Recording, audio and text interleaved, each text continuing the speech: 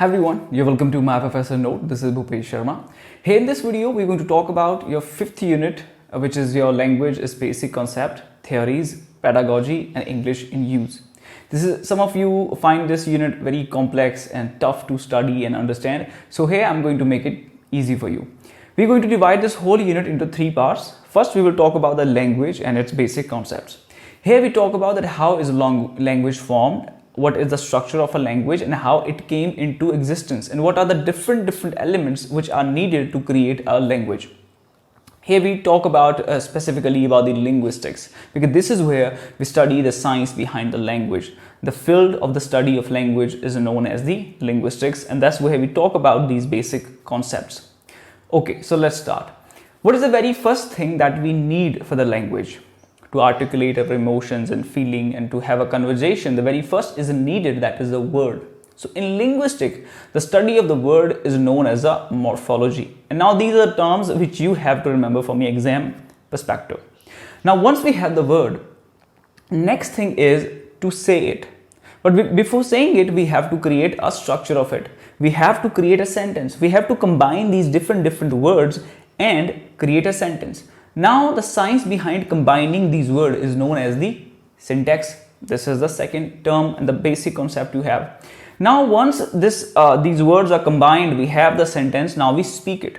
We need a sound to say it, right? So now the study of sound is known as a phonology. And the smallest unit of this study of sound, which is a phonology, is known as a phoneme.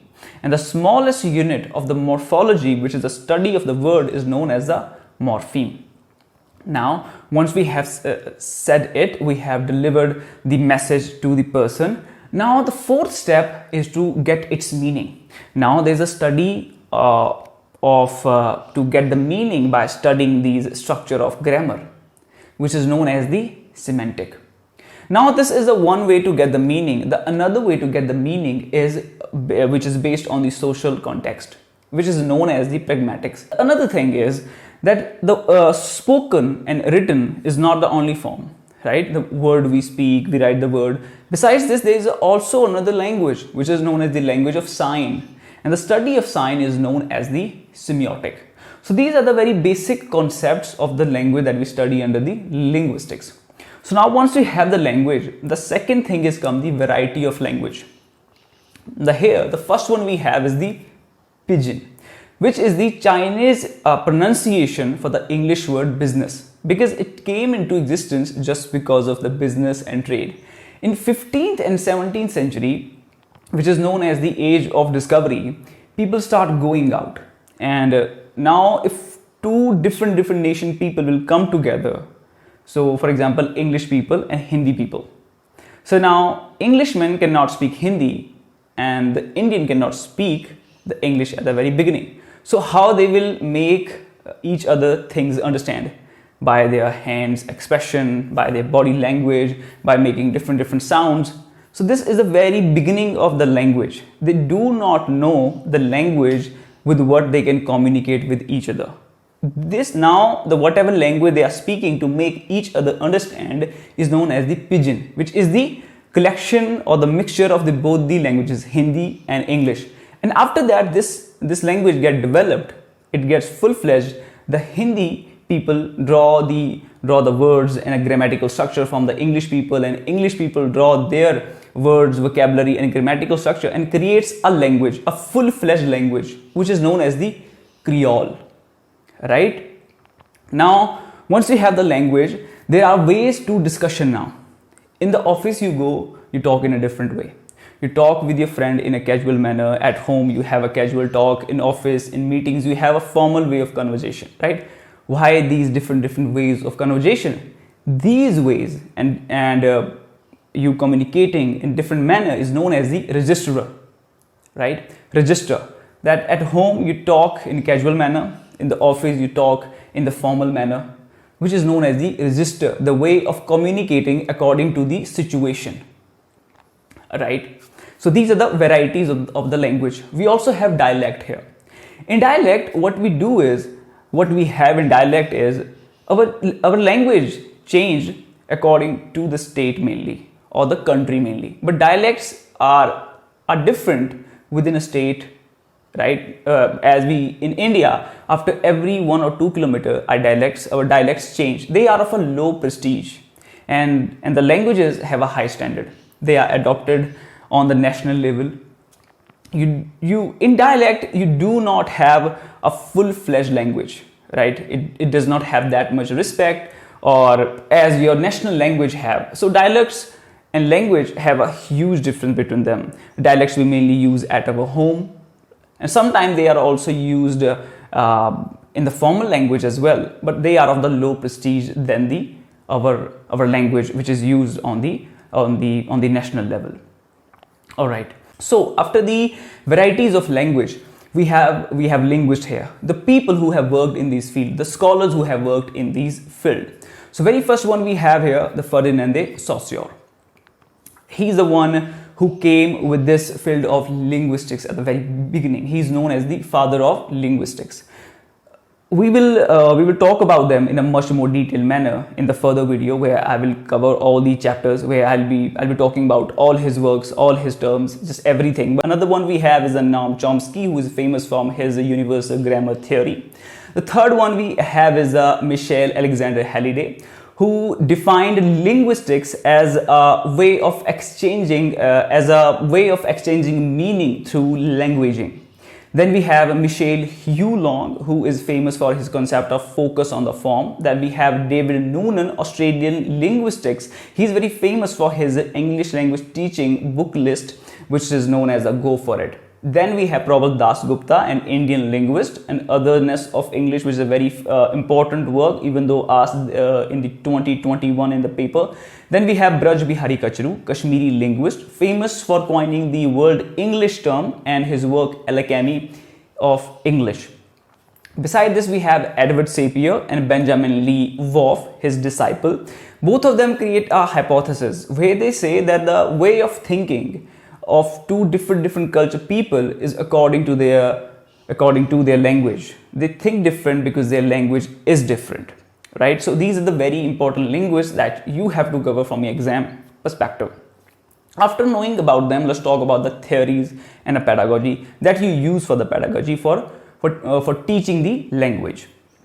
Very first modern theory we have here is the B.F. Skinner's theory of behaviorism, where he says that our mind is empty the moment we are born, and whatever we learn it from the outside world. This is his theory. So we can learn language by listening to the people, by consuming the content from the outside world. Only then we can learn a language to speak. He is a psycholinguist, right?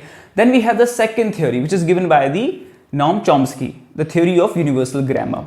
Here he talked about the language acquisition device. He said that there is a device prefixed in our brain which helps us to learn the structure. Our mind is not the tabula rasa form, right? It is not in the blank state the moment we are born. It comes with the language acquisition device, because according to the theory of B.F. Skinner, whatever we learn is from the outside world. Now Noam Chomsky, how he defined his language, how he defended his theory, he said that what we are listening is only the word. For example, somebody saying Ram plays football. Now what you are listening is the Ram word, plays verb, and the football, which is the object. But you do not know that Ram is the subject here, plays is a verb here, and how you should combine these words to create a sentence. Because from the outside world, what you listen just merely the sounds and the word. You do not see the structure. Structures are hidden behind the language. So there must be a language acquisition device in our mind prefixed, because of what we are able to create these structures of the language. The third one we have is John Schoeman's acculturation theory, where he said to learn a language we need to immerse ourselves in the environment. You have seen a lot of people go to England or to America to live there, to spend their time there in order to learn a new language. Because when you come into the environment, you become a part of their culture. Every single day you are seeing the English people, you are listening them, you are having conversation with them, so automatically you start to speak the English. So this is another theory of pedagogy. The fourth one is the Krashen's monitor theory. Here he says that monitor is anything which pressurize you to communicate correctly. by reinforcing and punishing you. You have to say something. So whenever you do not communicate in a right way, you will be pressed to say it correctly. And this is how you learn the language to speak. Besides this, we also have the methods and models of pedagogy to teach the English language. Mainly we have two here, which is your direct and indirect. Then its subcategories which falls under it, like your suggestopedia, your audiolingual method, right? Indirect method, you use only the target language, the second language that you want to learn, which is your English. And in the indirect method, you learn language through the indirect ways. Like first you learn the grammar, right? So grammar, your method is one of the indirect ways to learn a language, because in real communication, you're not going to speak out the grammar, you're going to speak out the words. So for that, you have to become the part of the language, right? So these are the two ways to learn the language, your direct and indirect. If I give you the example of the direct way, your audiolingual. So actually this method came into existence during the World War II. Now soldiers have to go out there to fight.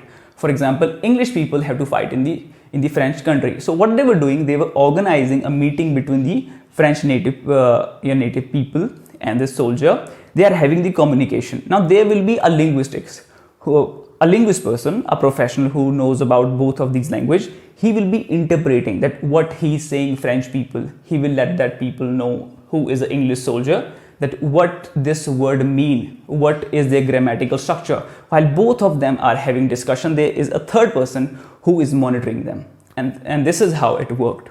This is a direct way to teach a language, directly just jumping on the language, using only the target language. Now after this, there we have the English in use. Here basically we talk about that how we use English. You know about nouns, pronouns, verbs, adverbs, your punctuation, right? This grammatical part is being covered in English in use. Now I think you know everything now, that what you exactly need to study here. And I also provide you the notes. If you want to go for the separate notes of only for linguistics, they are also available. But if you want to go for the whole crash course study material, that I will also provide you. And to get access to it, you can contact me on the below given number, which I have given in the description box. So share this video with everyone so everyone can be helped out, right? Very soon I'll be back with another relevant video which can add some value to your preparation and to your life. Till then time, this is Bhupesh Sharma signing off.